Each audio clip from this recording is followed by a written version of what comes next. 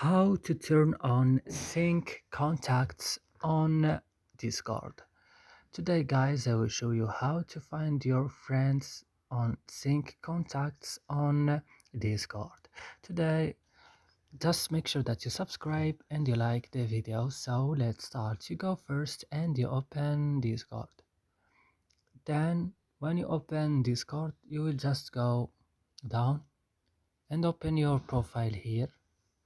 Then when you open your profile, you will go to privacy and safety. And in privacy and safety, we'll just go down to sync data and find your friends. And you will just turn on sync contacts and open settings. And then you will go to permission